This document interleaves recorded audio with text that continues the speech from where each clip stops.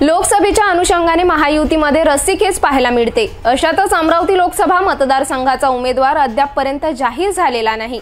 काँग्रेस पक्षाने आपल्या पक्षाकडून बळवंत वानखडे यांची उमेदवारी घोषित केली आहे। एकीकडे लोकसभा निवडणुकीत नवनीत राणा तर दुसरीकडे आनंदराव अडसूळ यांच्या नावाची चर्चा मतदारसंघात रंगत आहे। त्यामुळे आता कोणाला तिकीट जाहीर होणार याची उत्सुकता मतदारांना लागली आहे। यावर लवकरच उमेदवार जाहीर होणार असल्याचे मत माजी मंत्री जगदीश गुप्ता यांनी व्यक्त केले आहे।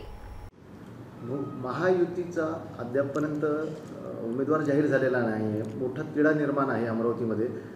काय वाटतं एकंदरीत कोण उमेदवार असेल आणि पक्षाकडून काय ध्येय धोरण आखण्यात आलेले आहे या लोकसभेच्या अनुषंगाने? कॅन्डिडेटबद्दल निर्णय घेण्याचा अधिकार नेत्यांचा आहे। नेते जे निर्णय घेतील सगळं विचार विनिमय करूनच चांगला कॅन्डिडेट ते देतील।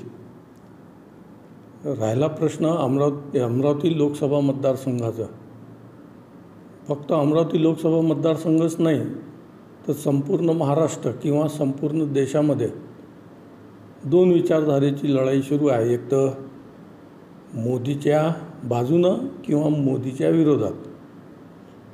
या लढाईमध्ये जो कोणी कॅन्डिडेट राहील त्याच्या बाजूनं भारतीय जनता पक्षाचा मतदाता, राष्ट्रप्रेमी मतदाता, भारतीय जनता पक्ष आणि महायुतीचा जो कोणी उमेदवार राहील त्याच्या पाठीशी उभं राहील असं मला वाटते।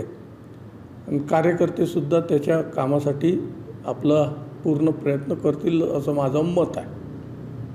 निश्चितच एकंदरीत आपण 35 वर्षापासून एकनिष्ठ आहात भाजपाशी। आपण सुद्धा पक्षबांधणीचा जोर धरलेला आहे, त्याबद्दल काय सांगा? मतदात्यांशी संपर्क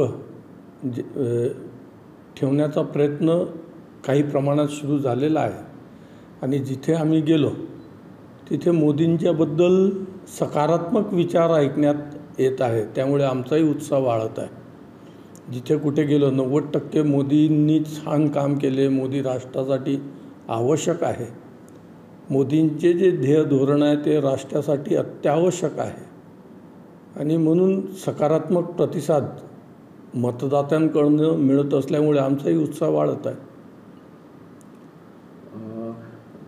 महायुती आणि महाविकास आघाडी यासोबतच वंचितसुद्धा असणार आहे, तर तिघाडीमध्ये लढत होईल की दोन नेते? तर याबद्दल तर ते तिन्ही पक्षाचे नेते ठरवतील आणि विशेषत्वानं वंचित आघाडी काय निर्णय घेते ते प्रचंड राजकीयदृष्ट्या हुशार लोक आहेत।